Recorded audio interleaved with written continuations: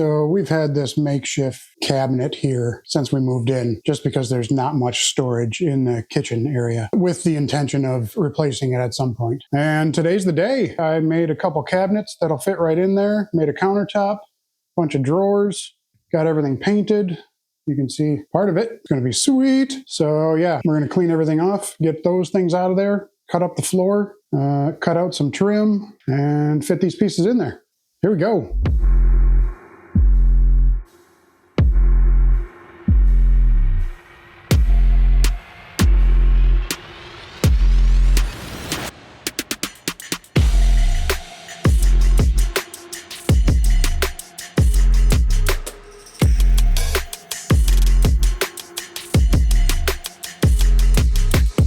All right, slight hiccup. Just remembered that there's a return vent here, but I think I got a fix here.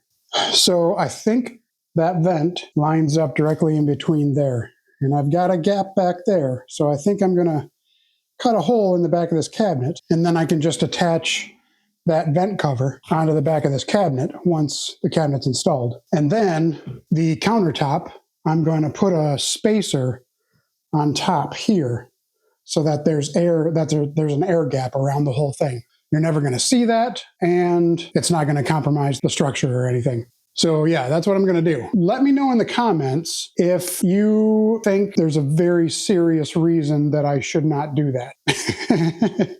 Because in my mind, it seems like it should be fine. This is just the return vent, so it's not blowing air out. It's just returning air to the furnace. So as long as the gap around the countertop is big enough, there shouldn't be any change in the effectiveness of the furnace. So yeah, now we'll take out the trim here and obviously that cover off. And then I'll fit this all in place just to make sure that everything's gonna jive, and then probably cut out the floor.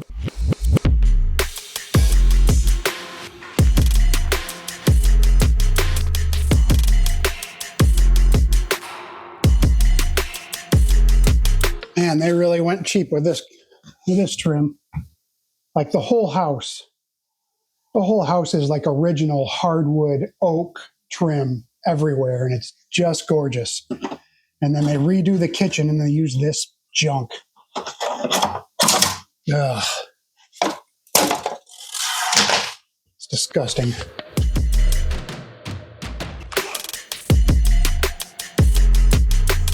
The good news is they might have saved, or there was extra from the original build, because I've got a whole bunch of extra original oak trim. So I don't know if they saved it from when they redid the kitchen and put in this crap, or if it was just leftovers from the original build, but that's cool. So I'll just get all these nails out. So this is a neat little tool. This is a nail puller. Works so much easier than a hammer. You just grab onto the nail and this little rocker, you just rock it right out. Granted, these nails were barely in there, but it works so great. Back to the task at hand.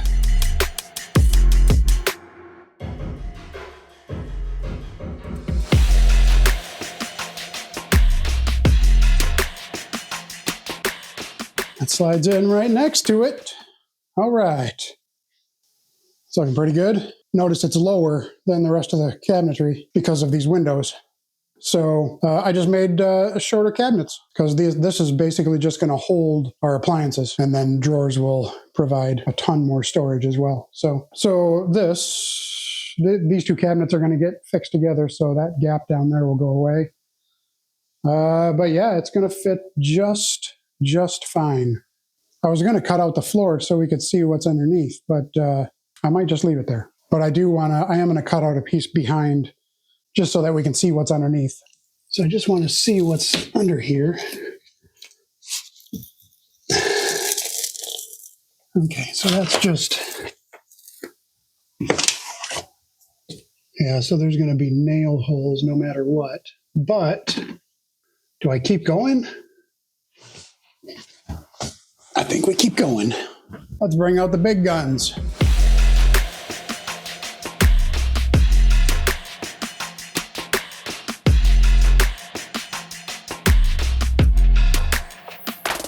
So There is checkerboard flooring under here. That's awesome. I wonder why they covered it up.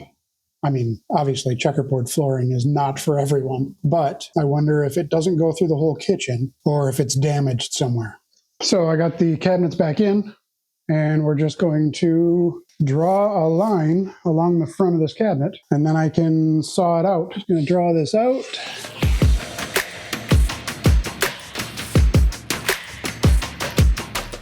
That's going to give me a nice line to line my saw up. I've got my track saw, which is super convenient. That goes down like that. This saw goes down on top of this. And then I just line this up, and away we go. I got to set the depth first. So this is, oh, is that 3/16? I believe that's 3/16. Gosh, I'm good. So then the linoleum is another 1/8. So if we go 1/4 inch, we're going to be good. So if we set this depth stop to 1/4 inch, I'm going to have to cut both ends with the multi-tool. But I can get the majority of it with this track saw, and that'll give me a nice straight line to go off with the multi-tool. And I can use this track with the multi-tool. Stop saying multi-tool. Mask on. I'm going to turn my mic off because I don't think it likes power tools very much.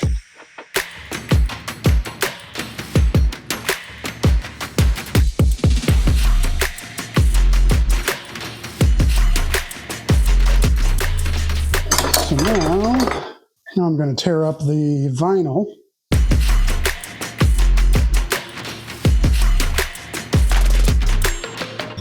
Nah, we'll just tear up the whole thing.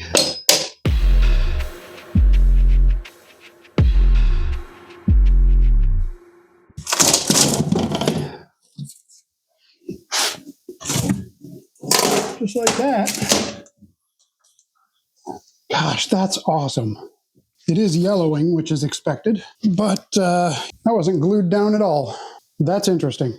Yeah, so I don't think there's a way to actually get that white anymore. That's actually just what that flooring does, is just yellow over time.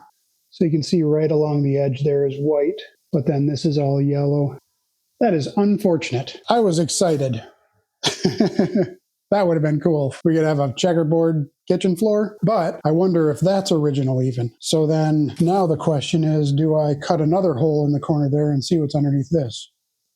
I mean, there's really no question. I'm going to cut another hole in the corner there and see what's under it. All right, so it is the original hardwood floor underneath that, but there's so much, some sort of glue underneath this tile. And then there's like a waterproof membrane of some sort.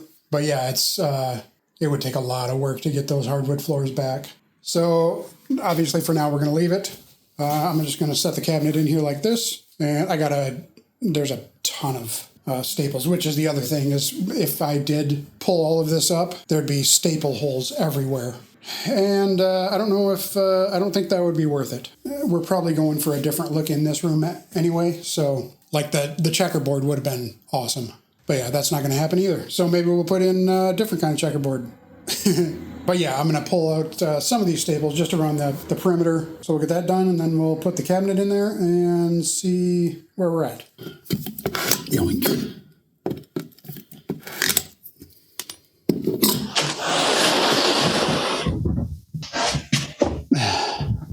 Hopefully I didn't mess it up. Gosh, almost perfect. Messed up just a little bit there when I was cutting it out with the multi-tool. I got off my mark. But, oh well, that's all right. So now we're going to cut out here for that return vent. I just need to line it up so that I'm not cutting out more than I need so that I can screw the vent back onto it.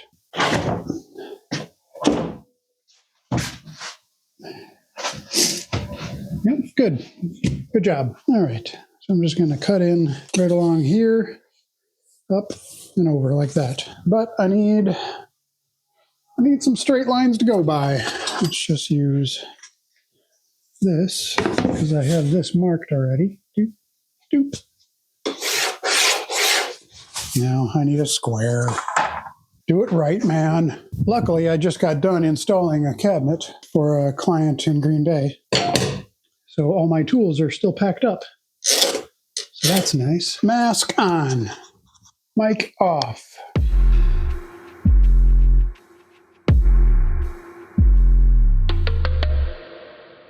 Now this should just go right back in. Ish. Check that out. It's not as big, but I feel like with all of the leaks we have in our HVAC system, I feel like it's going to be just fine. But yeah, like I said, let me know in the comments if I'm really screwing this up.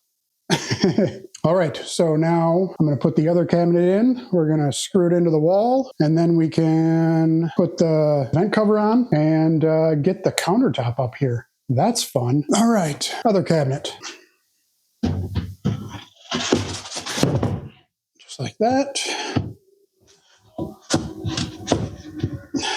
Oh, I do need to go get my clamp system for this. 2 seconds. So this is the Pony Cabinet Claw 2-pack. Watch this stuff in action.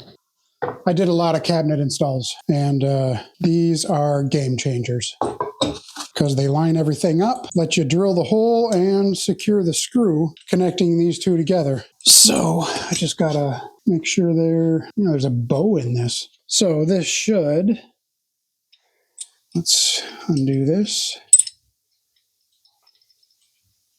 Nope, I didn't need to undo it that much.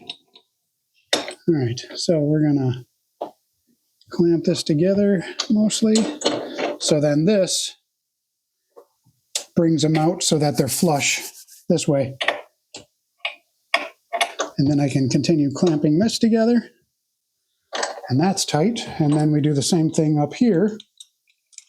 So cool. So what we do is there's a hole here. There's a guide hole here. So we just drill this all the way through. And then we can move those out of the way and then drill it more.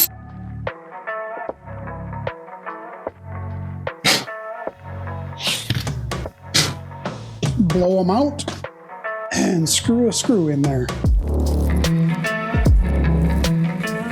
So then this one can come off. And then this one can come off. Screw this into the rest of the way.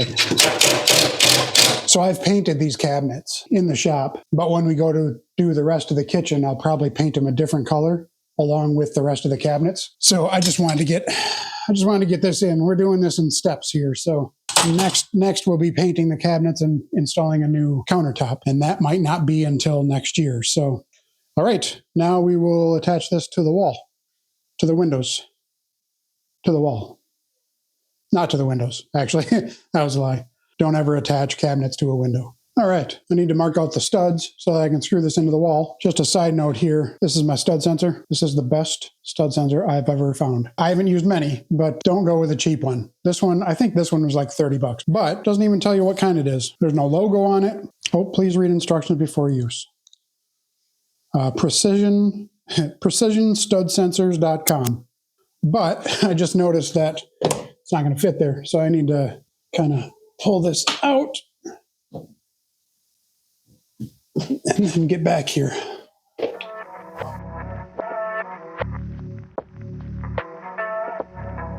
There is a gap in the top here, all along here, and that's just because the floor slopes a little bit. I'm just going to put some shims back there before I screw it in. So we'll just drill a hole in here. There's no stud there. There should be one right here, though, so let's just move it over because it's right next to the window. Ruh-roh. There's no stud there. Is there a stud here? No stud there. All right, my stud finder is deceiving me. There totally should be a stud there, though, unless I just missed it. Did I just miss it? Luckily, none of these holes are going to be shown, so... Oh, no. What is going on? Okay, all right. Let's go fishing. Let's see if there's one here. Okay, there is one there. That's good, at least. All right. There we go. That's the sound we like.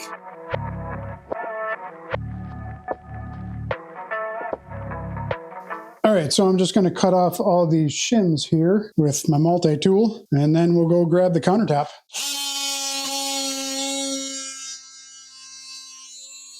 That was easy. So before multi-tools, you'd have to use a box cutter to score it a couple times, and then you could pry it forward and it would snap off, but usually it would leave little jagged edges that you'd have to cut at more. So now that multi-tools are around, it makes it a lot easier. All right, clean this up, go grab the countertop.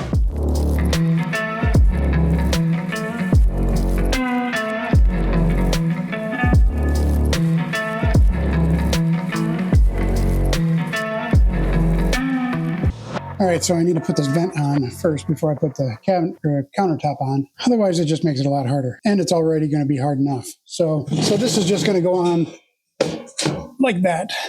But this is really thin here, and there's nothing behind there. So I'm going to use this to put back there as more meat to screw into. So what I'm going to do is just use some super glue here and my activator. This activator instantly bonds or instantly dries super glue, so you don't have to hold it there for 10 seconds. All right, that should be enough. All right, so that'll go like that. What an awkward angle. There we go.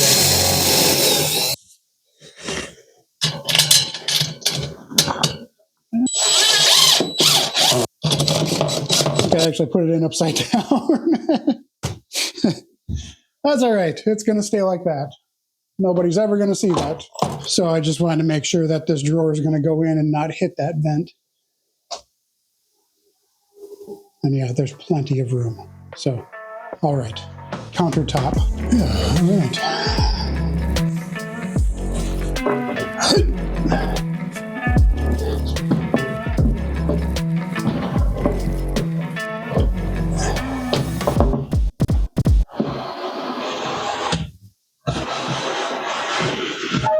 Oh gosh, look at that. Oh boy, look at this guy. A couple months ago, friends of ours had asked me to make them a new walnut top for their TV stand. They had bought a reclaimed TV stand.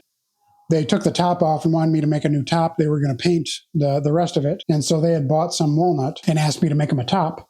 I've had 2 slabs of live edge walnut in the shop for a few years now. And I figured I might as well make this top at the same time since I was going to be finishing it with the same products. So I went ahead and made this. I'll show a clip or a picture of the other top that I did for our friends. But yeah, this is gorgeous.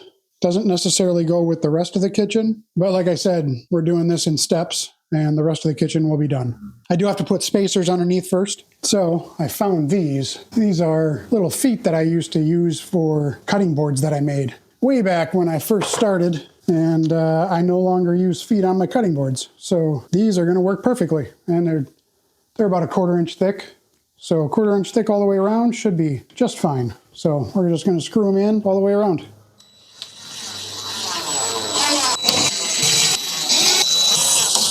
I think this is a fitting end for these feet because they're actually holding up a very large cutting board now.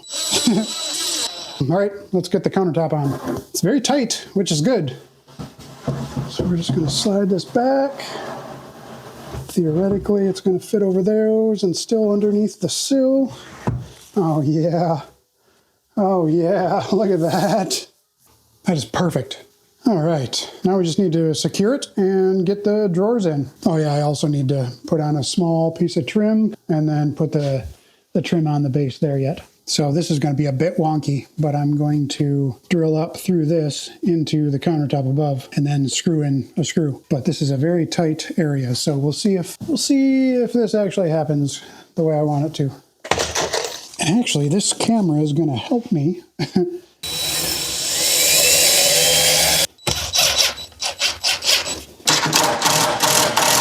Yeah, perfect. Nice job. Okay. All right, I'm going to finish the rest and put in the drawers.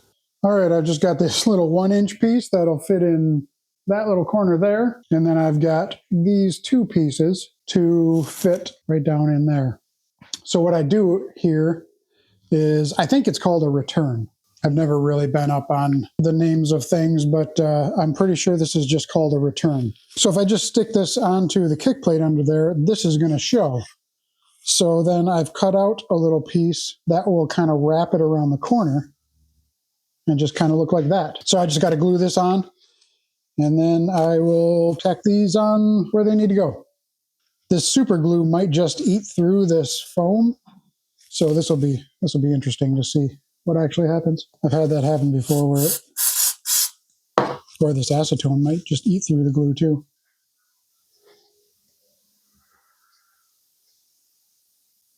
Hold that. Yeah, all right, seems to have worked. Good, so now this can just go down there and I can nail it in. Clippity cloppity, in like that. And this should, as long as I measured correctly, yeah, not the prettiest, but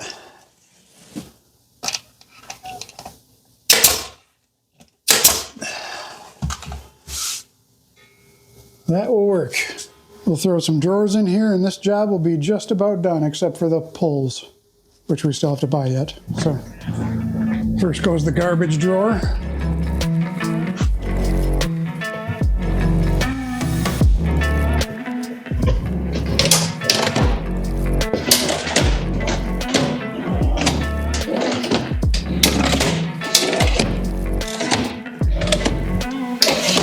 Look at that, huh? Man, that looks nice. This is very exciting. This kitchen is coming along nicely. All right, last step, handles. I've already put a couple on. Forgot I was recording this for some reason. What I got here is a Craig jig. This is where you drill the holes for where the handle will go, and they're adjustable up to 5-inch spacing for the holes and down to 2.5. And then this is the little depth. So this sits on here. I've already got this calibrated for in the middle of these top drawers, but you can adjust them as you go. It only goes up to 5 inches. So if you've got more than a 10-inch deep drawer front, then you just kind of have to fudge it. And on this one, I'm going to be putting the handle higher anyway. All right, so I'm going to finish this one up. So with this one, I just need to measure the middle. So 9.5, so 4 3/4 is the middle. Put that there. I like to put a backer board in here just so when you drill through, it doesn't blow out the other end, because that's just not a good look. And then this is a Craig jig clamp. Just like that. Drill in as straight as we can.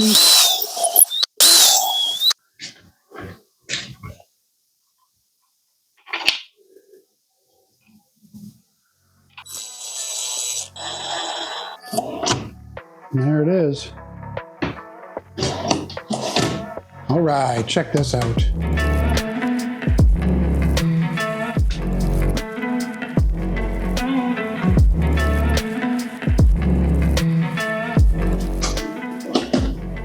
Drawers are nice. I gotta clean them out yet, but drawers are just gonna be great. So much more storage than what we had there.